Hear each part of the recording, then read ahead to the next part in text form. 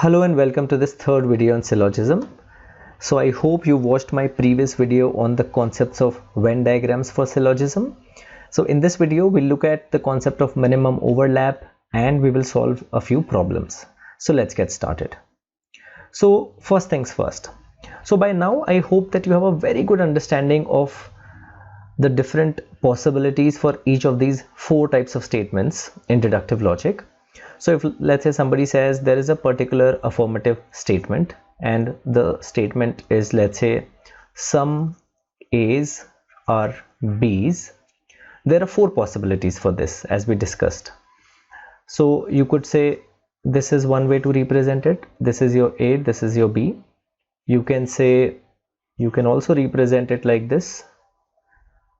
You can also represent it like this. This is B, this is A. And then you can also say that this could also be A comma B, which is A is equal to B. So these are all the four possible cases. Now these are all possibilities. But when we talk about this concept of minimum overlap, we should say, okay, where is the minimum overlap? I think here you can see is the minimum overlap. Similarly, if you were to say, okay, if you have a problem statement, let's say you have saying all A's are B's. So the possible cases are A could be here and B could be here. It could also be that A is equal to B, but this is the minimum overlap case. So that means it's important to say that, hey, while there are so many possibilities, but when we start solving the problems, we should probably draw only one so that it doesn't become very cumbersome. So let's take an example and understand this more. So if let's say you were given these two premises, all cats are bears and no cat is a dog, and they are asking you to conclude if you can say that no bear is a dog. Okay, so how will we go about this problem? So we will say, okay, first I will try to say this is what type of statement? This is a universal affirmative type of statement. So for a universal affirmative type of statement, there are two possibilities. What are those possibilities? So let's draw those two possibilities here. So the two possibilities are, one is, so we are saying all the cats are bears. Okay, so this is C inside and B here bear. Okay, all the cats are bears. This is one possibility. What is the other case? We can also say that this can be C comma B. That means C equals to B. These are two possible cases from this statement. Now second statement says no cat is a dog.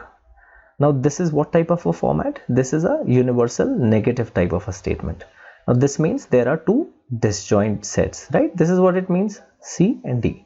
But you will always notice that when you have to draw conclusions, there are three terms. That means there's a common term. That means there is an overlap, and that is exactly the merging what we have to do. So that means with these two statements, I have to put this diagram on this, right? Because that's how these two merge to see whether that we can come to a conclusion. So now let's merge this diagram. So it says no cat is a dog. If I were to merge this diagram here, so it says no cat is a dog. So no cat is a dog. Now that means dog and cat are disjoint circles. Now what does that mean? That means you can either put it here, and this is the minimum overlap condition. Cat and dog, they are separate. So while this is correct representation, you can also say, how about this? This still follows, no, the condition, because you're saying cats and dogs are disjoint circles. Still cats and dogs are not disjoint. It's not validating. It's not like this statement is invalid. This is also a true representation. Now how about this? This is also a true representation. So while this is the minimum overlap condition, these are all possible cases, right? These are all possibilities. Similarly, let's look at here. Now for the second diagram also, we will look at this merging. So it says no cat is a dog. No cat is a dog. That means cat and bear are the same circle, but it says no cat is a dog. That means the only other case is here, because it cannot merge or anything, because all cats is equal to bears and there is no overlap between cat and dog. So this is the only possible case.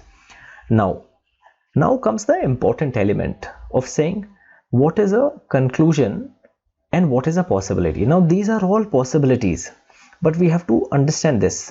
There is a difference between a possibility and a conclusion. That means all these are various possibilities, But a conclusion is what? A conclusion, if this has to be a conclusion, it has to be true in all the different possible cases. That means, let's say the question says no bear is a dog. Can I say no bear is a dog? So it is a possibility, right? So it is true as per this case. But what about the case where we are saying no bear is a dog? But what about this case?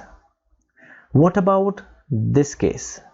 In these two cases there is an overlap, but it says no bear is a dog. So that means while it is true in this case as well as this case, it is not true in both these cases. But for a conclusion, it has to be true in all the possible cases. That means I can say this is not a true conclusion, and that is very important to note. So if this question was being a dog is a possibility, this would be true. But if it's a conclusion, and that's what they are asking, it has to be true in all the cases. So that's the concept of minimum overlap. So I hope you understood this. Let's solve a few questions now. Okay, so the first statement says no chair is a table. Okay, so how many possible diagrams for this? Very easy. No chair is a table. Okay, and it says no. So there is only one possibility to draw this, right? This is universal negative type of statement. So two disjoint circles. Similarly, it says no table is a sofa. No table is a sofa. So the minimum overlap condition is that sofa is here. But you can also say that sofa can be here. You can also say that sofa may also be here. You can also say that sofa is here as well. These are all possible cases, right? We look at all possible cases and then come and think about the conclusion. So let's look at our conclusions. Conclusion says, can we say all chairs are sofas? All chairs are sofas. So in this case, when S is this, for example, S is the bigger circle, all chairs are sofas is actually true in this case. But what about this case? If this was C and this was S, this is chair, this is sofa, this is not true. So in this case, all chairs are sofas. This is also not true here, and this is also not true here. But the good thing about conclusions is that even if it's not true in one of the case, we don't need to check more. That means because here in this case, chairs and sofas, it was invalid, you don't have to worry. You can just go ahead and say this is not valid. You cannot draw that conclusion. Let's look at the second one. It says all chairs are not sofas. Can we say all chairs are not sofas? So for example, in this case, so according to this case, it is true because all chairs are not sofas is same as no chair is a sofa. So this is true in this case. But what about this case? What about this case? And what about this case? It's not valid. So that means the moment you see that it's not valid in one of the case only, you can say it's not valid. So what will we say? We'll say neither one nor two. We cannot draw either of the conclusions. Okay, let's move to the next question. So the next question says all windows are needles. So how will we do? Let's say window is W, needle is N, and trees is T.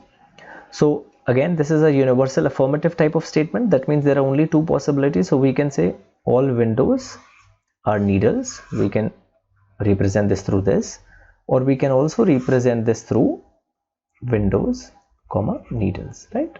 This is also one case. So these are two possible cases. Okay, now it says some trees are windows. So now it says some trees are windows. So if I have to say some trees are windows, instead of drawing all the possible cases, you will draw just one case. Some trees are windows. So we can say some trees are windows. This is the minimum overlap case, right? Some trees are windows. What is the other possible? Some trees are windows can be this. Trees are windows, right? Now, this is the minimum overlap diagram. However, you should think about all the possible cases in your head, right? Without necessarily drawing it here. So, for example, if let's say I were to think about all the possible cases, I can say some trees are windows, meaning the trees can also be here, no? This is also one case. And trees can also be this case, right? Trees can also be like that, or this whole thing also, no? Because ultimately it says trees and windows, there is some overlap, at least one, meaning it could be all also, right? So these are all possible cases. Similarly here, trees could be here, but trees could also be here as well, right? So similarly, all these cases. So it says some trees are needles. So can we draw from here that some trees are needles? Some trees are needles. So here, is this correct? Is this correct? Is this correct? Yes. Some trees are needles. So in this case, it is correct. Some trees are needles. Some trees are needles. So I think in all the possible cases, it is valid. Therefore, it is a correct conclusion. Let's look at this one. Some trees are not needles. Some trees are not needles. In this case, some trees are not needles. But what about this case? Some trees are not needles. It's not true because all the trees are needles. And the good thing about conclusion is, even if it's not true in one of the case, you can go ahead and reject it. That means only statement 1. So you can go ahead and mark this as your answer. And I would urge you to, if you've looked at my first video on syllogism where we discussed this without Venn diagrams, I would urge you to try it through that method also, so that you can see that your answers are coming similar. Okay, so let's look at the last question. So it says no bird is a mammal. So let's draw this. This is a universal negative case. So this is very simple. No birds are mammals. Okay, so we can draw like that. It says some birds are cats. Some birds are cats. So the minimum overlap diagram, we can say C is like that, right? So it says, can we draw from this some cats are not mammals? Some cats, at least, that means at least one cat is not a mammal. Can I say at least one cat is not a mammal? Yeah, look at this cat. Is this cat a mammal? In fact, none of the cat is mammal. But let's look at all the cases because this is just the minimum overlap diagram. How about this case? If we say this is C, can I say at least one cat is not a mammal? Yes. What about this? That means this case is, this is cat, but it's not a mammal, right? Now, what about this case? In this case also, can I say at least one cat is not a mammal? Yeah, in fact, none of the cat is a mammal, right? So because cat and birds have an overlap and birds and mammals are disjoint, this condition is always true, right? Okay, let's look at the second condition. It says no cats are mammals.